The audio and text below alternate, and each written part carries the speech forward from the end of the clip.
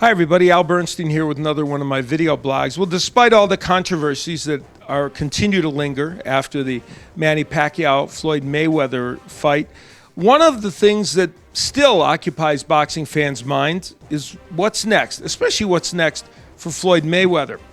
Now, many names are bandied about as possible opponents. Some suggest he's going to wait a year and fight a rematch with a healthy Manny Pacquiao. To me, that's problematic. I really wonder whether they could sell that fight. And I'm not sure Floyd Mayweather wants to wait a full year, nor is it maybe in his best interest to do that. So what is out there for Floyd Mayweather? Well, one possible answer is Amir Khan, who won't fight in September because of Ramadan, which is when Mayweather says he wants to fight. But then a rest for Mayweather wouldn't be the worst thing, except maybe not a full year. So let's just say he would postpone that fight by a few months. He could still fight Khan.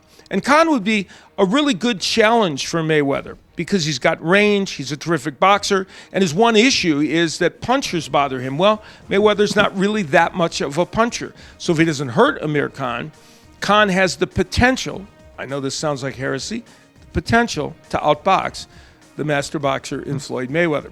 A different kind of challenge that is just as daunting, in my opinion, for Mayweather is for him to move up to 154 pounds, or God forbid 160, and fight Gennady Golovkin. Now, Golovkin, the great middleweight king, has suggested he could move down to 154 to face Mayweather.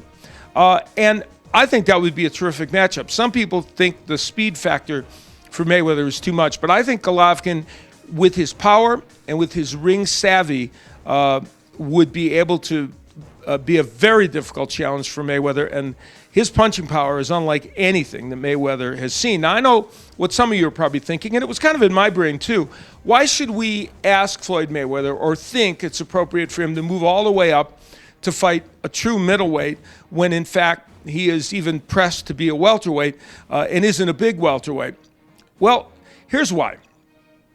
The greats of the 80s, they did it.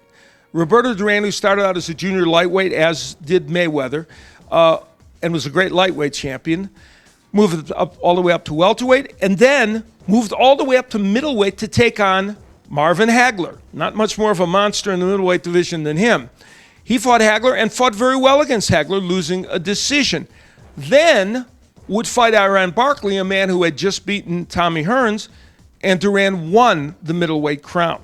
Sugar Ray Leonard, who was a welterweight, moved up to fight as a middleweight. Tommy Hearns moved up to fight as a middleweight. So, and they all fought Marvin Hagler.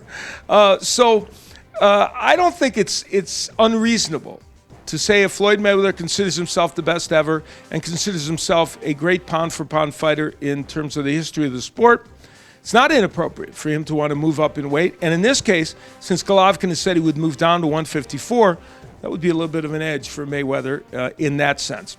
So those are the matches that I think are interesting for Mayweather. The other one lurking out there, I think, is Keith One-Time Thurman, who showed some vulnerability against Guerrero, but still won the fight and won it by a fairly big margin. But to me, Guerrero is third on the list in terms of fighters I'd want to see Mayweather fight. Who will he fight? That remains to be seen.